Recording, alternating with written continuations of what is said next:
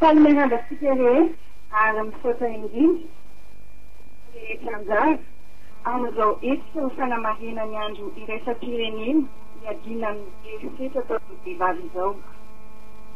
Raisiko ho manokana ho ahy fa ahafahako tolana amintsika menakajy amin'ity an'ity satria iveriko fa zava-dehibe loatra ny fahafahantsika miresaka ity herinaratra atao amin'ny vehivavy ity indrindra fa ho antsika eto Madagasikara.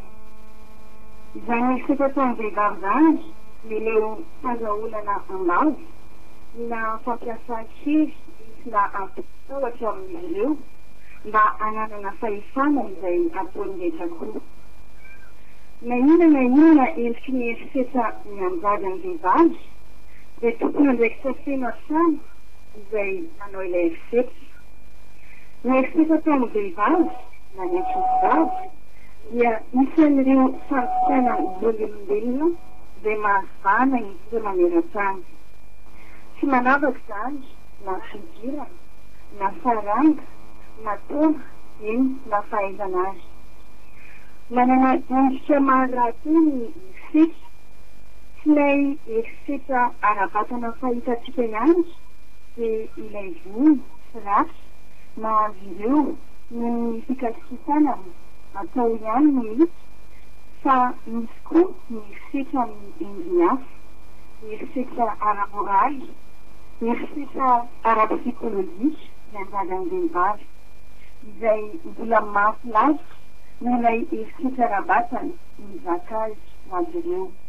Nefa dia mila hazavahana be amin'izao vanim-potoana misy antsika.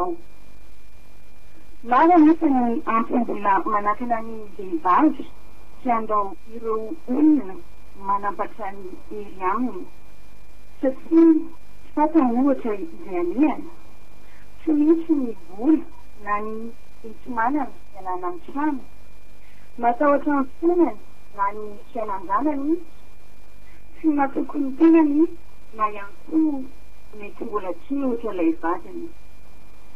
Mila fanampiana ny vehivavy hiarany herinaratra, mila olona afaka miaina sy mahatsapa ny fijaliana sy ny zavatra iainana izy.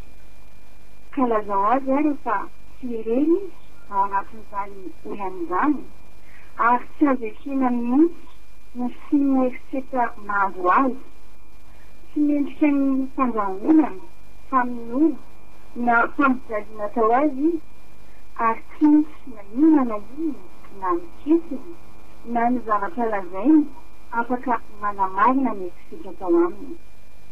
Toaniny ary avelao izy ho afaka amoaka ny tahotra sy ny fahatezerana ao aminy. Tsy tokony hoenena maso na ny vavan'ny fiarahamonina no anakana ny fanapahan-kevitra izay raisiny. Ary misy koa ireo fiarovana araky ny lalàna tokony ampahafantarina azy. Ho antsika vehivavy hiarany herinaratra koa raisiny andraikitra, mitafy herintsana azo adino fa raha vonona ianao tsy misy na inona na inona mahasakana anao sy andehan-tany amin'ny fiainanao. Amin'izay fotoana izay dia ho tanteraka ilay teny filamatra napetraka amin'ny fanamarihana ity andro eran-tany midina amin'ny herinaratra mianjady amin'ny vehivavy hoe vehivavy na tsy herinaratra kanefa ny fampandrosoana. Ka mahereza azy alao hoe fa isika vehivavy tokoa misy lehibe indrindra ho afaka hanefa ny fampandrosoana amin'ny fiainantsika aloha voalohany indrindra, ny fiarahamonina misy antsika ary indrindra ny firenentsika. Ka mankasitraka indrindra tompoko vavy na mankatelina tompoko lahy. No rahateny nataon-dramatoa miala rajoelina ho fanokafana amin'ny fomba ofisialy ity andro iraisam-pirenena iadina amin'ny herinaratra atao amin'ny